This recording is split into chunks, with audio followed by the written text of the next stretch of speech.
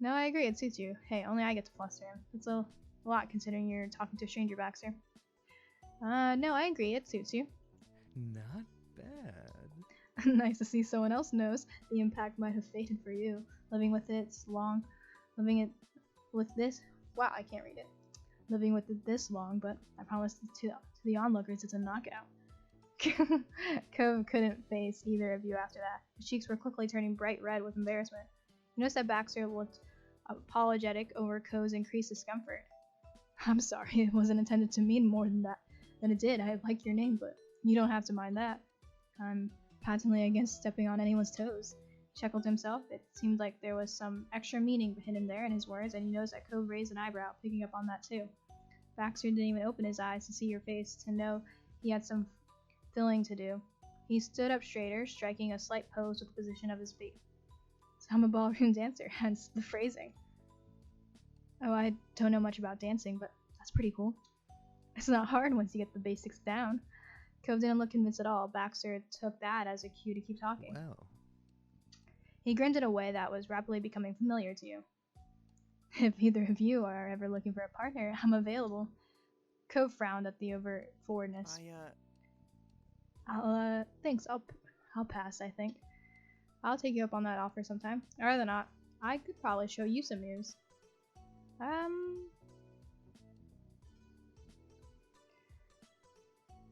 don't know how to answer this.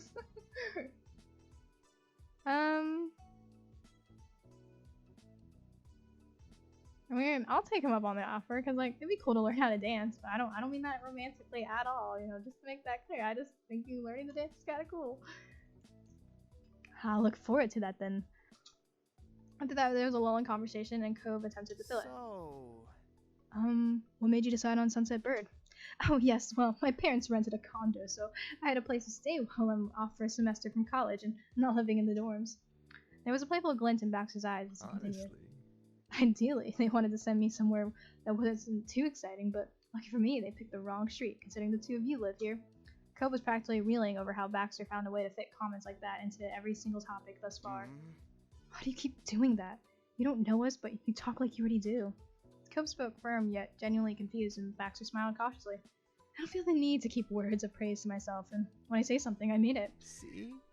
Plus, what's the point of spending off my off semester alone? The best part of being somewhere new is getting to interact with new people. Am I honestly the first person who's acknowledged you're attractive and intriguing people? True, you're hidden away in a tiny tourist trap, but still. Baxter crossed his arms after studying your faces a few more seconds. He decided to continue. Am I only trying to score a hookup or get a romantic fling started by saying those things? No, that isn't the point of speaking well of others. I was raised better than that. Though, would I be fussed if that's what my words led to? Also no. I am flexible, not a surprise. I can back off the lines if you don't like the attention, but I would like to be friends if we can. Cove wasn't sure how to respond. He glanced at you and he continued to look at your face when he spoke. Thanks for answering. I'm not interested in any of that with you. Maybe not the friend thing, but the other part. It doesn't bother me. I appreciate it if you didn't do that with me. I'm finding it pretty entertaining. You probably annoy a lot of people. I'm finding it pretty entertaining. Baxter laughed at that. Glad we're working things out. Shifting his weight to his other foot, Baxter tried to move forward. So since we're both already out here, did my rival interrupt anything? Definitely not.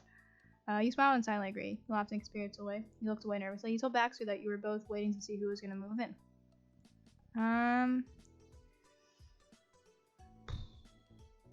I probably look away nervously. So far, your day had consisted of sitting on Cove's front step, waiting. You didn't want to tell Baxter that, and especially now that you could feel his eyes on you. Baxter didn't understand your response, but he chose not to question it. Instead, he smiled pointedly when you glanced back at him. Well, if either of you are free, I'd be thrilled to hang out this summer, but we could save the scheduled talk for later. I should get my things inside. He gave a small nod of the head and flashed you both a dazzling smile. Goodbye. For today. Bye.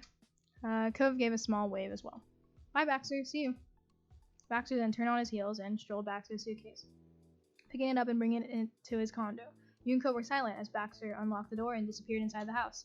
With him completely out of the scene, Cove let out a long breath. Well, I don't know how I'm going to explain that guy to my dad. He burst into a fit of laughter, trying to imagine the conversation. So, you like it when people say that sort of stuff about people? It's okay to do it? Never mind. At least the job is done. We saw the new neighbor, and now we can go meet up with Terry and Miranda. Yeah, we should get going.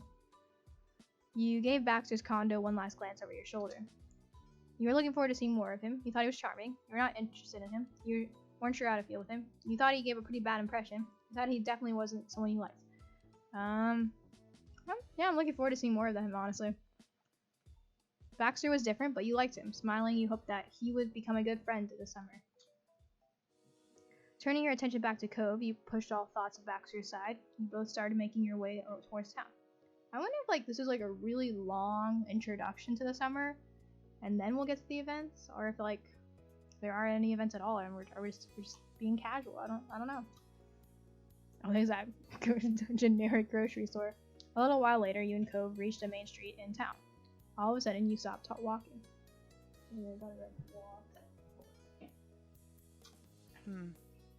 What's wrong? I think I felt my phone vibrate. You dug your cell phone out and looked at it with a satisfied grin. There was a new message. You opened the new text from Miranda, and all you saw was, "I can see you." Immediately from where you stood, you started swiveling your head around. You couldn't spot Miranda anywhere, but she did send you more messages. Haha, I see you looking. Where are you? Haha, come on. Really? Randy? Oh, that's a weird nickname for Miranda. I'd probably just say, where are you? You gonna text back? Hello? The message was sent, and you were back to looking around, scanning for any sign of movement and familiar faces, but they were still invisible. Cove looked at you carefully, raising an eyebrow. Miranda, come on out. You sighed at the ridiculousness. You burst into laughter at his antics. You sent your own joking text. If you want to keep hiding, Cove and I can just go do our own stuff without you, is what you decided on. You smirked, hitting send on that message. Cove looked at you curious, raising an eyebrow. What's happening? Before you could even begin explaining anything to Cove, you both snapped your attention to the yelling from across the street, and there you saw Miranda and Terry coming out from behind the backside wall of the grocery store. They both started waving widely to draw even more attention to themselves. Cove took a step in their direction, grinning. He put his hands around his mouth to better project his message across the street. Hey. Laughing and arm in arm, the girl stopped. The girl stopped only to look both ways and then rushed across this empty street. Hi. Hi, I hope you weren't waiting too long. Hey, buddies. Hi. Hi. That joke was not funny. I'm amazed how did you appear out of nowhere like that. Hey, I'm so happy to see you two. I thought you both knew better than to jaywalk. Wordlessly you waved. I'd probably joke about that. Even if it was an open road in a small town, it was still illegal. They took matching tones with an apologetic look. Me too. Sorry, Z. Me too, sorry. Alright, though, you shouldn't do it again. I don't even remember what she sounded like, because she just said her line, and I was like, okay. From this moment forward, we'll use the crosswalk. Cross our hearts. Terry then closed the distance between her and Cove and crushed him in a painfully tight hug. You're finally here. It's been so long. What took you? He did his best to eke out a reply with his chest being compressed. Sorry. Eventually, she let him go. Terry looked at him with a beaming smile, but Cove was distracted, rubbing his arms. Standing there, Miranda shifted her weight to her other hip. She watched Cove patiently with a bashful smile. Welcome back. Thanks. He finally felt official. Everyone was together in one place from here, and you weren't sure how often you would have another afternoon like this again. They didn't either. Cove. Terry poked Cove square in the chest. You're gonna have to get me your schedule by this time yesterday. No way. Not really possible, Terry, but I can say as I know so far. Work hasn't said anything, but I can tell you I'm busy with Orca activities. When Cove wasn't at his part-time job or pursuing his athletic and academic interests, he volunteered for the Ocean Restoration California Affiliation, Orca. Okay, so I guess we are in California. Really thought we were in Hawaii. The group focused on cleaning up beaches and removing pollution from the ocean. Cove always loved the sea. It didn't surprise you one bit when he started getting involved with them.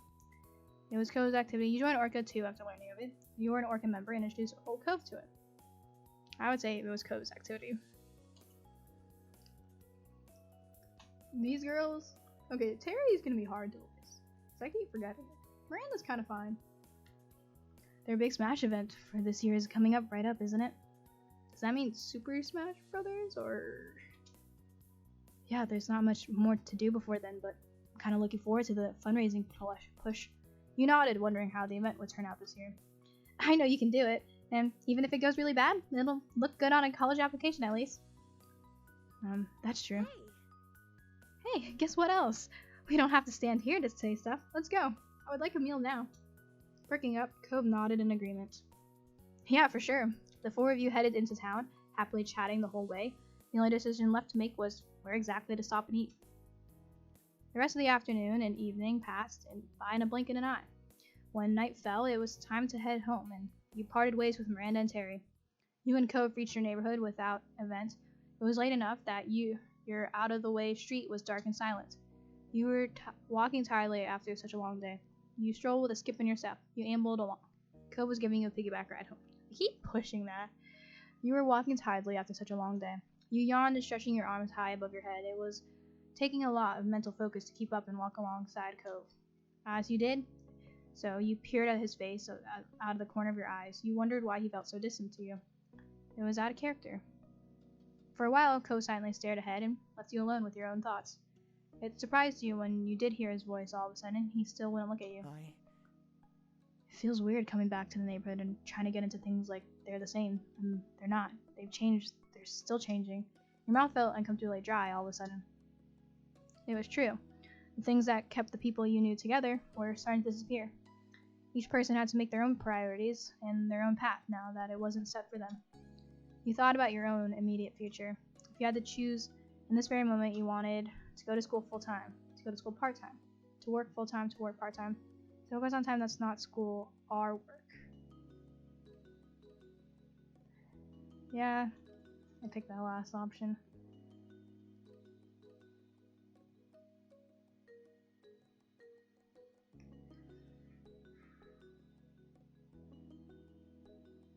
And that was the basics. Yeah, honestly. For yourself, you wanted to work on self-improvement on your own, take some time to just relax, try to figure out what you truly wanted.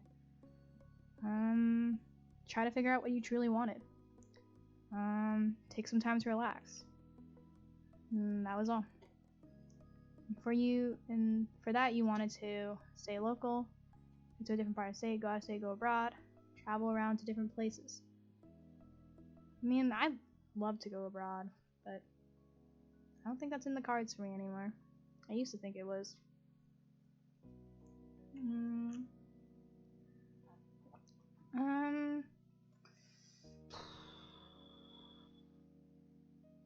What does that look like? That kind of looks really weird. Whatever.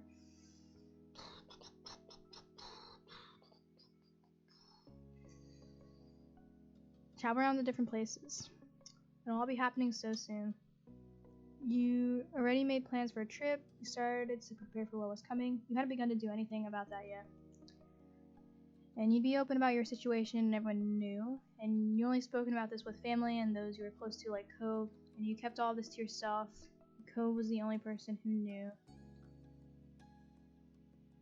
And you'd been open about your situation, everyone knew. Now you wondered what Cove had in mind. You heard him consider some things for his future, but it was never anything that would have counted as a real plan. Making it back home, you both stopped in the middle of the street, Cove sighed. Cove looked at the ground for a moment. His mouth trembled, trying to settle on the right words to say. So, are you still thinking about relaxing for a while and stuff while traveling?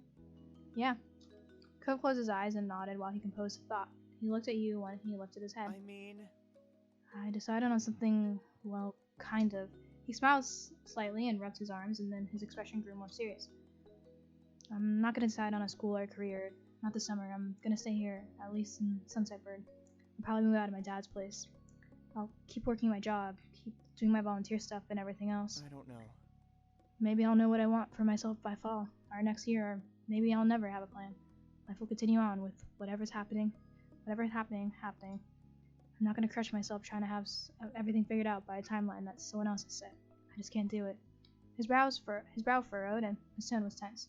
It was clear how much expectations were weighing on him. I know that's not very exciting, but it's the best I could do right now. He laughed self-derisively that's a word. But with the way his face looked, you thought he actually wanted to cry.